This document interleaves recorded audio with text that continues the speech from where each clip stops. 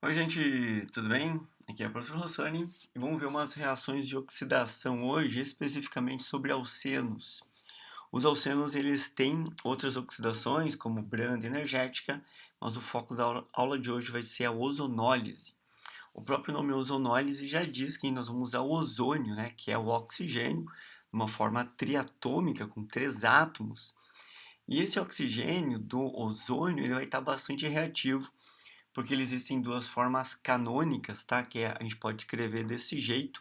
As duas se equivalem, a gente diz que isso aqui ele vai ter uma ressonância. Se tu quiser, por exemplo, trocar em vez de escrever dupla e simples, né, tu pode botar aquela semiarco aqui assim, tá? Que é o que tem no benzeno, por exemplo, né? Só não faz a bolinha inteira do benzeno, né? Só põe a metade dela aqui, representando a ressonância. Mas seria legal ver que esse oxigênio aqui está positivo, então ele vai ser um oxigênio que vai poder reagir, por exemplo, com alcenos. Esses alcenos, eles têm ligação dupla, então o ozônio vai lá receber o elétron da ligação dupla. No momento que o ozônio entra na dupla, repara, essa informação é importante, que o ozônio ele vai entrar na ligação dupla, tá? Quando o ozônio entra na dupla, eu vou destacar isso aqui, ó. Essa dupla ela vai ser quebrada, porque olha onde é que está entrando o ozônio aqui, né? Na dupla. Então, esse carbono aqui, como ele agora é um carbono secundário, vai dar origem à acetona. E esse carbono aqui que ficou primário agora vai dar origem ao aldeído, tá? Claro que tem livros que vão dizer que essa dupla aqui, eu tenho um carbono que ele vai estar uma dupla, né, que vai estar mono substituída ou dis substituída. A dis substituída dá cetona e a mono dá aldeído. Eu acho decoreba isso, porque tu tem que entender que esse carbono é um carbono secundário e esse carbono é um carbono primário, que daí só pode dar aldeído e o secundário cetona. Bom, o nome desse composto aqui intermediário é o ozonídeo. Ele precisa ser hidratado para a gente quebrar ele. E quando a gente hidratar ele, pode acontecer que um dos oxigênios vai acabar indo para a água e a água oxigenada vai oxidar o aldeído, formando ácido carboxílico. Como a gente não quer isso, o que nós vamos fazer? Vamos colocar zinco junto. E aí esse zinco vai absorver o oxigênio, fazendo com que a água não vire água oxigenada. Então vai ter ali o subproduto zinco, né, óxido de zinco e água, beleza? Bom, agora tem a parte importante, né, que tu tem que gravar aqui. Ele funciona como se fosse uma oxidação energética, né? Porque não lembra, oxidação energética é com ácido sulfúrico e permanganato de potássio, né? É um oxidante forte com ácido e meio ácido, daí vai ficar mais forte ainda, né? E a gente quebra a ligação dupla, e por isso que a gente pode localizar onde é que está a dupla, onde é que está a insaturação dos carbonos. Se ela está na ponta, no meio, numa ramificação. Ó, explicando em detalhes isso, né? Vamos imaginar o seguinte, que nós vamos fazer aqui a oxidação dessa substância que a gente tem mostrado desde o início da aula. Quando a gente quebrar essa substância, então, repara que o carbono aqui formado foi um carbono secundário. Então, por isso que ele só pode dar origem à acetona, porque a oxidação de carbono secundário, que nem lá no álcool, né, secundário, dá origem à acetona. Enquanto esse carbono aqui, que ele foi quebrado, é o carbono da dupla ali, né, que foi quebrado, ele é um carbono primário. O carbono primário nunca vai dar acetona, vai dar o quê? Aldeído. E essa oxidação para no aldeído por causa do zinco, combinado? Bom, agora nós vamos tirar o ozonídeo, tá? Agora que já se apresentamos, né? Tu já conhece ele.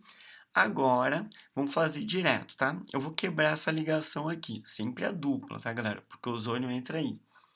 E repara que já está feito aqui, né? Junto, ó, já estou dizendo que já está feito aqui também a água com zinco, né? Então, tu está fazendo a hidrólise do ozonídeo. Então, esse carbono gerado aqui, né? Da dupla, da quebra da dupla, é um carbono primário, vai ser um aldeído.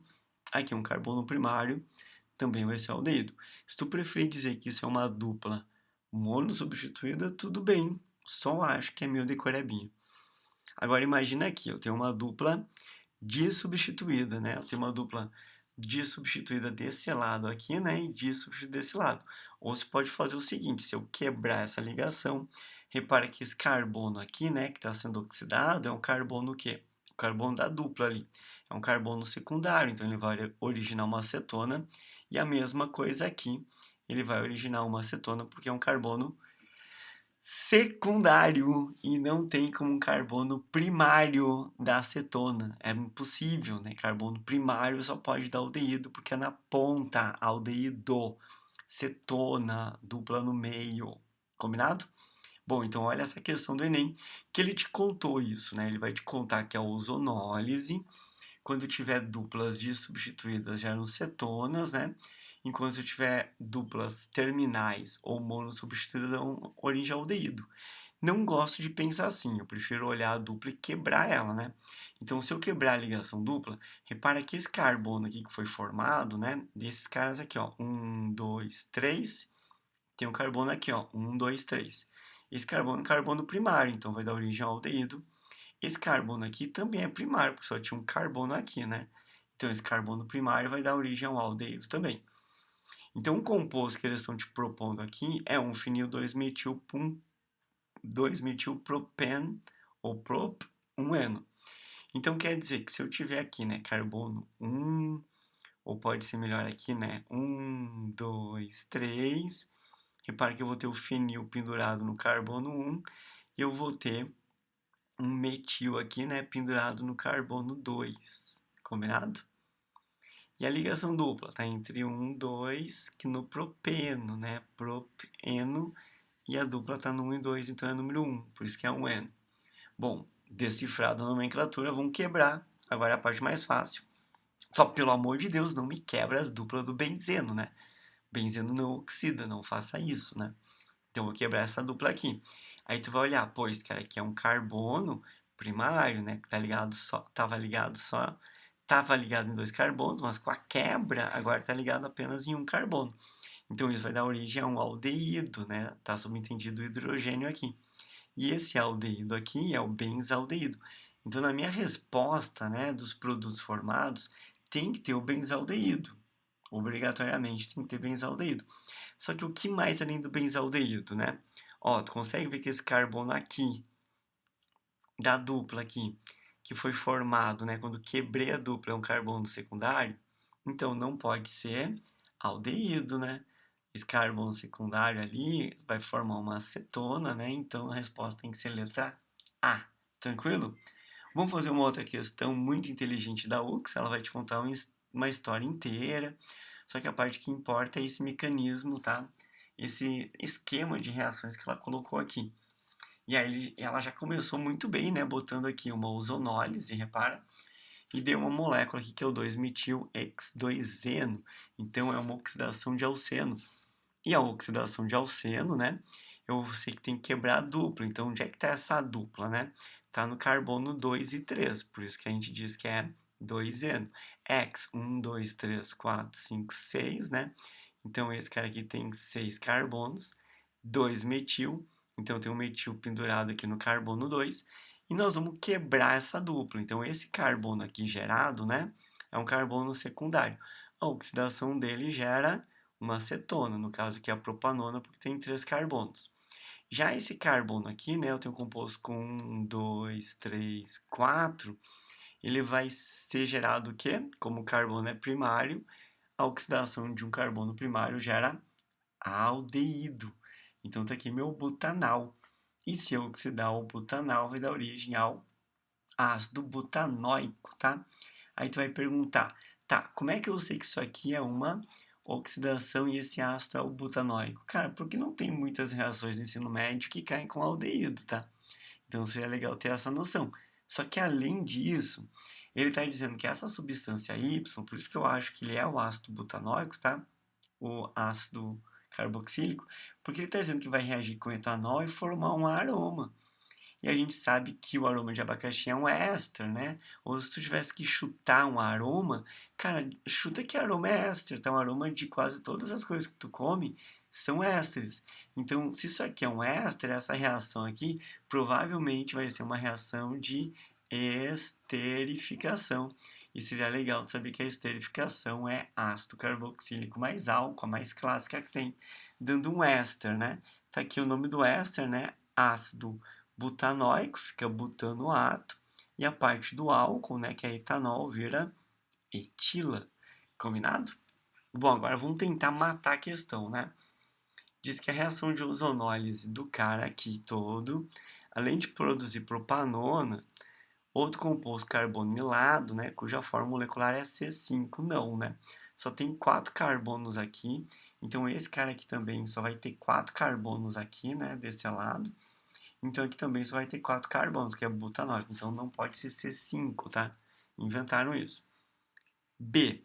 A conversão X em Y descrita em 1 envolve uma redução. Não, né? É oxidação nesse caso. E deve ser realizada sob aquecimento da presença de cromato de potássio. Sim, de cromato de potássio, né? Ele vai ser um agente oxidante poderoso e um dos mais conhecidos e sempre cai em prova, né?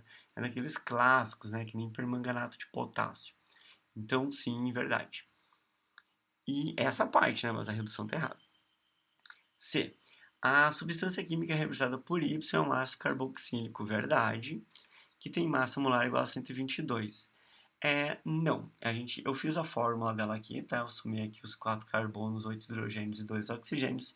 E a soma disso aqui, né? 12 vezes 4 mais 8 mais 32 deu 88. Então tá errado, tá? Um númerozinho aqui. Calcular errado a massa. E na D, a reação química entre Y e etanol descrita é a esterificação, que deve ser conduzida na presença de um ácido mineral, sim, de preferência o ácido sulfúrico, né, para ajudar nessa reação que atuará como catalisador. Perfeito, então é a resposta a letra D, é a esterificação no final das contas, só que eu tinha que fazer a ozonólise, senão eu não saberia chegar até aqui, né. E letra E, só para encerrar, porque tá errado, né? O éster responsável pelo aroma de abacaxi é o etanoato de butila. Ah, que eles estão tirando com a tua cara, né? Porque aqui é butanóico, tem que ser butanoato, né? De etila. E não o contrário, né? Não é etanoato. E é butanoato de etila, não é butila também. E a cadeia é até a cíclica normal, só que ela não é insaturada, porque ela vai juntar aqui o carbono e não vai ter ligação entre carbonos, então tá errado essa aí também, beleza? Bom, gente, espero que tenha curtido aí mais uma aulinha, né, envolvendo a ozonólise. Eu vou deixar na descrição desse vídeo links, tá, para vocês comprar esses materiais de reações orgânicas, envolvendo o mecanismo, explicando exatamente como é que funciona cada uma delas, para tu replicar em todos os exercícios de forma muito elegante e prática, né? Mas eu nunca recomendo comprar um material por conteúdo, tá? O ideal, dependendo do vestibular que você está fazendo, a não ser que for fazer vários, todos os vestibulares. Mas tu está fazendo um vestibular específico, cara, compra o material daquele vestibular que vai te ajudar muito mais. E tu não perde tempo estudando coisas que não vão cair no seu vestibular, beleza? Bom, espero que tenha curtido esse vídeo. Eu vou deixar outros aqui que são muito importantes para você também. Espero que eles te ajudem, cara, a entender um pouco mais de reações orgânicas ou um pouco mais sobre a vida e a química, né? Então, de coração aí, bons estudos, cara. Forte abraço. Tchau.